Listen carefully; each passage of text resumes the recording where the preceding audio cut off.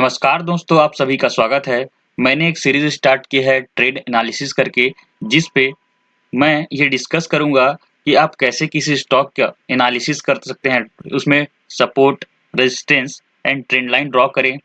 साथ ही साथ उस पे अगर आप ट्रेड कर रहे हैं, तो कैसे सही एंट्री पॉइंट, सही एग्ज़िट पॉइंट फाइंड कर पाएँ और उस स्टॉक पे कैसे स्टॉप लॉस लगाएँ, कितने का स्टॉप लॉस होना चाहिए उस स्टॉक के अकॉर्डिंग, वो कितने का स्टॉप लॉस होना चाहिए, मैं इस वीडियो की पूरी सीरीज़ में ये डिस्कस करूँगा। साथ ही साथ मैं रिस्क मैनेजमेंट पे भी बात करूँगा और साइकोलॉजी पे भी बात करूँगा, जो आपको एक प्रोफेशनल ट्रेडर बनाने में हेल्प करेगा। तो बने रहिएगा इस वीडियो की सीरीज़ पे और साथ ही साथ बेल नोटिफिकेशन को दबाना ना भूलें, ताकि सारी वीडियोज़ की नोटिफिकेशन आपको मिलती रहे।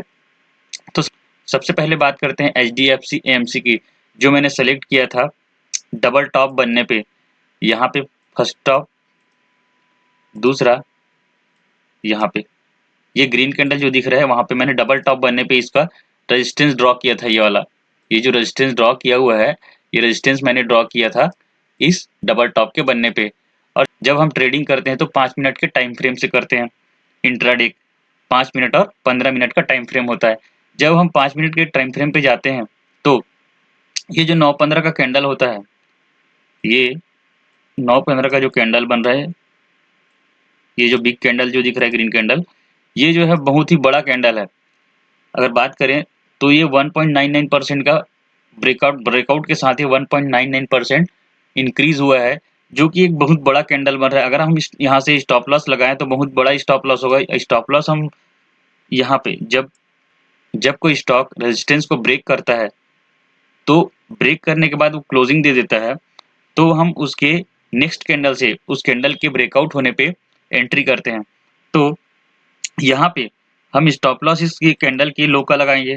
तो यहाँ पे अगर हम देखते हैं, यहाँ पे हमारा एंट्री पॉइंट होगा इस कैंडल की लो हाई ब्रेक होने पे। इस कैंडल ने ब्रेक किया है, ये जो कैंडल है, इस कैंडल ने ब्रेक किया हुआ है, इस कैंडल ने ब्रेक किया हुआ है। तो जब हम एंट्री करेंगे तो इस कैंडल पे करेंगे, ये वाला कैंडल, ये जो कैंडल इसके हाई के ब्रेक करने पे हम इस सेकेंड वाले कैंडल से एंट्री करेंगे और स्टॉप लॉस हमारा रहेगा ये इस कैंडल ब्रेकिंग कैंडल के लो का। तो जब लो स्टॉप लॉस होगा, हाई का एंट्री होगा, तो देखिए इतना बड़ा कैंडल बन रहा है कि स्टॉप लॉस हमारा बहुत बड़ा हो जाएगा।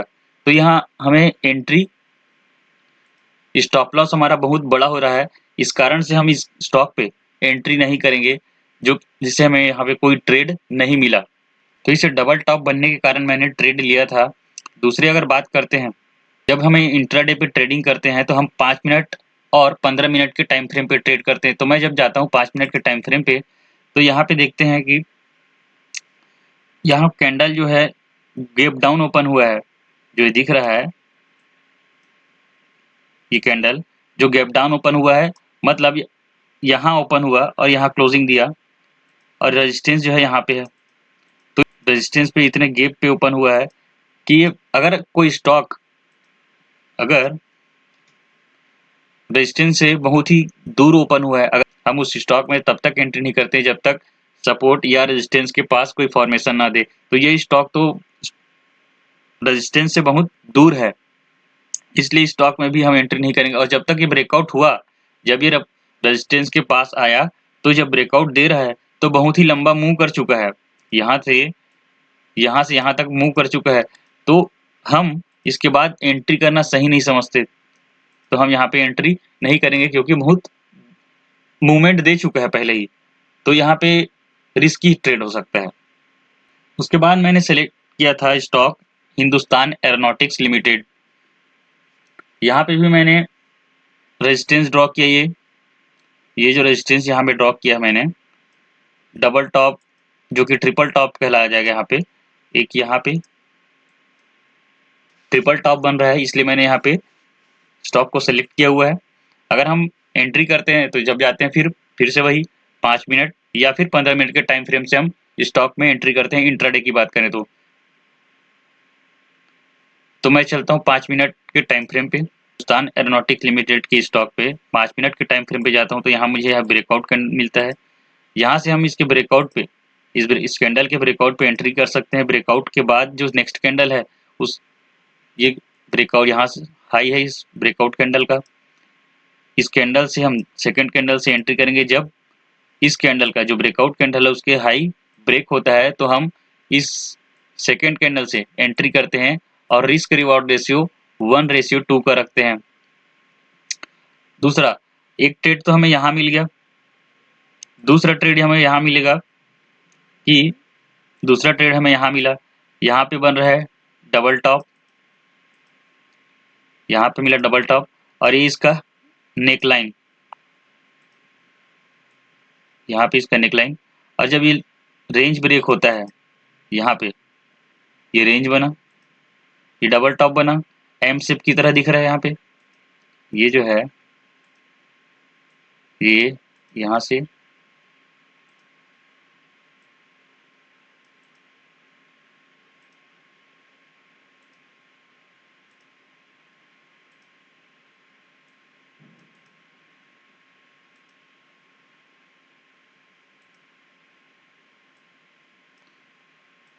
ये एम पैटर्न दिख रहा है। जब ये लाइन, ये जो नेकलाइन है, ये जो नेकलाइन मैं मूवमेंट करा रहा हूँ, ये नेकलाइन, इस नेकलाइन को जब ब्रेक करता है, ये कैंडल ब्रेक कर रहा है रेड कैंडल, तो जब ब्रेक कर लिया, ब्रेकिंग के बाद क्लोजिंग दे दिया है, तो हम इस कैंडल से, जो छोटा कैंडल दिख रहा है उस कैंडल से हम एंट्री करेंगे जब इस ब्रेकिंग कैंडल का लो ब्रेक होगा। और रिस्क का रिवार्ड रेशियो हम 1:2 का रखेंगे और स्टॉप लॉस हमारा बनेगा यहाँ पे इस कैंडल का हाई, और ये एंट्री हमारा जो रहेगा वो इस प्राइस, इस कैंडल के लो का। इस कैंडल का जो लो है, ब्रेकिंग कैंडल का लो, एंट्री मिलेगा, इसके लो ब्रेक करने पे हम एंट्री करेंगे। उसके बाद रिस्क का रिवार्ड रेशियो 1:2 का तो रहेगा ही, जो कि हमारा ट्रेड लगभग यहाँ का मिल रहा है टारगेट, जो हमारा टारगेट मिल रहा है 1:2 पे, यहाँ का टारगेट मिल रहा है। तो इस तरीके से 2 ट्रेड मिला इस हिंदुस्तान एरोनॉटिक्स लिमिटेड में। लेकिन पहले ट्रेड में तो उतना प्रॉफिट नहीं मिला, लेकिन दूसरे ट्रेड में रिस्क रिवॉर्ड रेशियो हमें अच्छा खासा मिल गया।